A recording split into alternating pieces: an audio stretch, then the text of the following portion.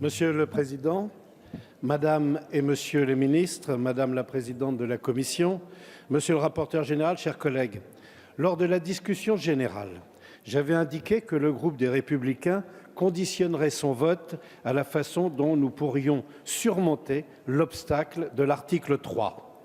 La Commission des affaires sociales avait en effet supprimé cet article qui actait la non-compensation des pertes de recettes du budget de la sécurité sociale induites par les mesures d'urgence octroyées par le Président de la République pour apaiser la colère des Gilets jaunes. Nous inclinions alors à mettre l'accent sur diverses mesures bienvenues dans ce texte. Ces mesures, c'est par exemple l'indemnisation du congé de proche aidant, c'est aussi le contrat d'amélioration de la qualité des soins, c'est la mise en place du parcours post-santé, c'est l'engagement de la réforme du financement de la psychiatrie et des soins de suite et rééducation, ainsi que le renforcement de l'accompagnement des familles dans le recouvrement des pensions alimentaires. Je suis aussi pour une clarification des mesures incitatives obtenues en cours de discussion des articles en faveur de l'installation des jeunes médecins dans les zones sous-denses. Je me réjouis également de l'adoption de mon amendement applicable aux jeunes entreprises innovantes et aux jeunes entreprises universitaires qui investissent dans la recherche et le développement. Mais à l'issue d'un débat désolant, dérogeant au règlement New Look, et au cours duquel vous avez usé de la désinvolture et de la confusion, loin d'être à la hauteur de la gravité de l'enjeu, vous n'avez pas voulu entendre raison.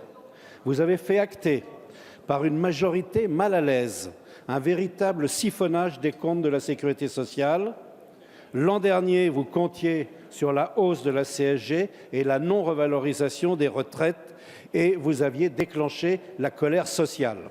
Cette année, en répercutant directement les mesures d'urgence dans le déficit de la sécurité sociale, qui atteint 5,4 milliards d'euros en 2019 et 5,1 milliards en 2020, vous faites financer les erreurs de votre politique économique par les recettes de la sécurité sociale sans lui compenser ses pertes.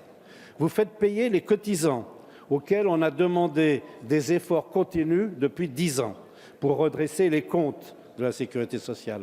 Cela même, tandis que vous avez augmenté la part de TVA affectée à la sphère sociale. Vous venez ainsi de rompre avec l'autonomie de la sécurité sociale telle qu'elle avait été édifiée en 1945 et nous le contestons. Car je vous rappelle le débat nocturne de mardi dernier. Selon la loi Veil du 25 juillet 1994, toute mesure d'exonération totale ou partielle de cotisation de sécurité sociale relative à la sécurité sociale donne lieu à compensation intégrale au régime concerné par le budget de l'État pendant la durée de son application. En faisant financer la solidarité nationale par les cotisations des salariés et par la TVA, c'est aujourd'hui la confusion des finances publiques et des finances sociales. C'est la même poche, avez-vous dit, Monsieur le ministre, assez simpliste en commission. Mais il est indispensable d'identifier la dépense et son objet. Et il est injustifié de se servir des efforts financiers pour compenser des déficits qui leur sont étrangers. Parlons aussi de l'hôpital. Parlons aussi des urgences en déshérence que vous avez qualifiées, Madame la ministre, de trésor national. Madame la ministre, l'hôpital n'est pas un bien archéologique ni artistique.